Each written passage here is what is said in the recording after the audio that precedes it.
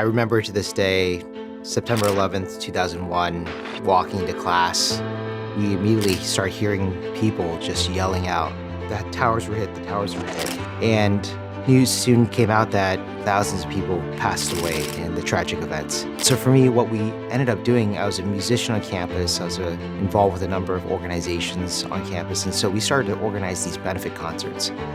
And actually the hedge fund that I had intranet before, the head of that hedge fund, Roy Niederhofer, said, hey, I'm gonna match dollar for dollar any funds you raise with the 100 neediest cases coming out of 9/11. The way we got the word out though was through early forms of social media. It was ICQ chat, it was AOL Instant Messenger, chat boards, emails, things like that. And to bring the community together at scale was through these network effect, these types of internet digital platforms that many, many people could see at once and very quickly communicate with. It was also that year where through those events I said, hey, I have a really strong intuition that this is a very powerful force, and if my battlefield, if you will, or if my ministry is going to be in the secular workplace itself, that these are forces that I want and I think can come together for some good. And that's kind of extended its way all the way to things we're doing here at Goodwater.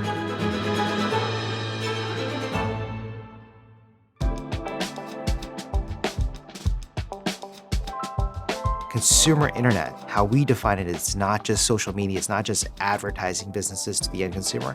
It's anything that's digital that is touching the end consumer directly through some medium, like your phone, like your computer, like your iPad. If you think about that for a second, that's billions of people that are opening their phones 10 times a day, hours of their time on it. It's also impacting everyone on the planet as well that may not have. We may not be looking at the same screens, or working with the same apps or services, or maybe people don't even have a phone. It is shaping our lives, whether we're directly connected to these apps and services or not. If you think about the name of Goodwater, even it has a sense of the good news and living water. That water is an analogy for technology and capital. It's one of the most important resources in the world. Every single living organism needs water, but the lack of water can lead to death or destruction, or too much water. So we wanted to create a firm that took these ideas of capital stewardship, of the powerful forces of internet, of technology, and said, hey, can we have a firm and an investment firm that explicitly does investing to have positive impact in the world?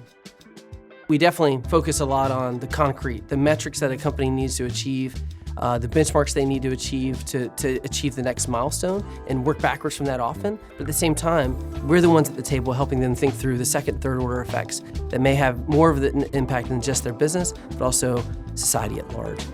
Our view is that we want to be in the thick of those conversations, not with just Christian-backed companies or Christian-founded companies by any means.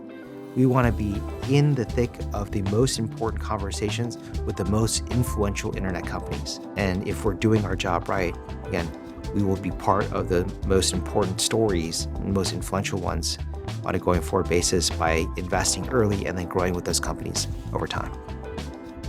What drives more impact than the apps and services that we use on a daily basis to educate our children, to get food for our family, to make better financial decisions?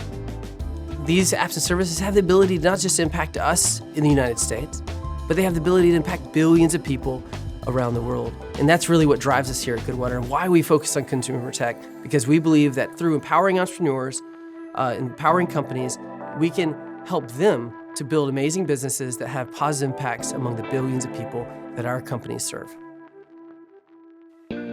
Technology is magical. I believe that if you dream it, you can make it happen with technology, and that's the reason why I got into tech in the first place. I think this is where having the purpose is so important, and it's also why investors are really important, and sort of like aligning everything together is really critical. So when we were starting the company, it was really important for us to make sure that all the pieces come together.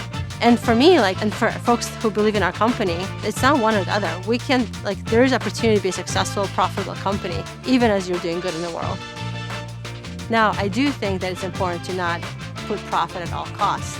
And one of the values that we believe in is that the human well-being, the well-being of the people who are using Marco Polo, is really critical, and we're not going to sacrifice that. I think we're the magic and where the most impact comes in, and what we're really focusing is in those relationships, in those one-to-one relationships. We have over 70 core portfolio companies in the Goodwater portfolio today, and hundreds of seed companies as well. When we're meeting those entrepreneurs, we're connecting to them as people first, so that we have a real avenue, a real discourse, and we want to be the first call. They have an issue, we're the first call. There's so many things I love about them. One is that they really are here as a service to the entrepreneurs. Like when they come to meetings with me, they're really looking to find ways they can add value. And it's everything from the kind of conversations we have, but also services they provide. So if I have a question around benchmarks, what other competitors are doing, first person I call is Eric. How do I get this information? So many other investors, their portfolios are spread across lots of different kinds of companies. But because Goodwater is focused on consumer, it means their insights much more actionable to my business and what we're doing. And again, because they're also focused on servicing the entrepreneur, it's everything from benchmarks to helping with hiring, to they have master classes and creating community of entrepreneurs. Like there's a lot to really love about Goodwater. We have to have a really eyes wide open view around the potential good that the internet can do, and also the potential, not so good things or the bad things that can come out of it as well. And so we're constantly in that conversation.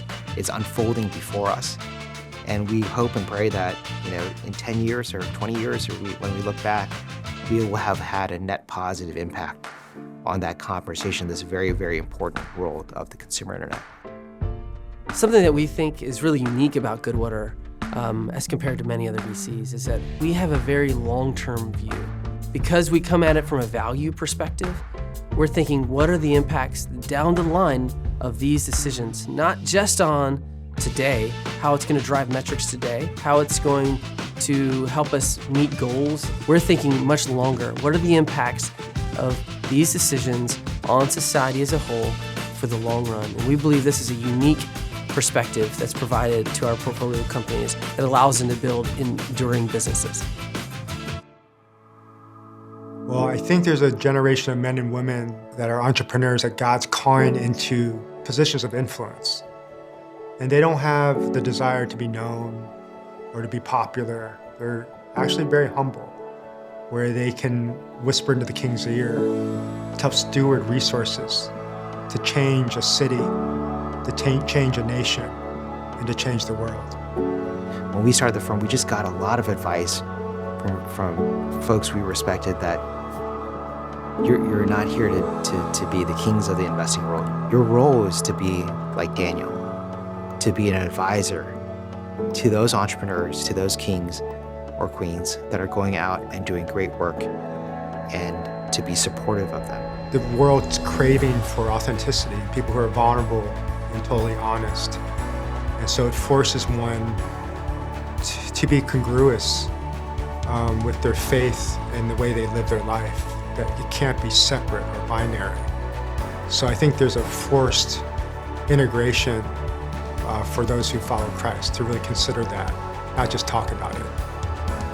Goodwater and our partners, we've invested in close to over 20 unicorn type companies at this point, companies worth over $1 billion. They span the world in the US and North America and East Asia as well. Companies like Stash in New York or Everly Health in Austin, Texas, Monzo in the UK, Toss in South Korea, Zendit in Indonesia, Momo in Vietnam, Goodwater in Turkey as well, operating in Western Europe. These are companies that we've been so fortunate to be part of their growth stories over time and to be able to work with, and we're excited about them. And they really push us to be better advisors because they're on a super hyper growth path as well. But there are some really core things and things that we are thinking quite a bit about around privacy, about child protections, about all these elements that if we have a value system and approach to, we think we can be accretive to those conversations. And what ignites my heart is I think it's ready, the world's ready to see these entrepreneurs living out their faith versus just proclaiming it. And what's captivating to me is that this culture really is over just people hyping things up. What they're looking for is people who actually live in the real world and do business and can be the very presence of something supernatural and meaningful.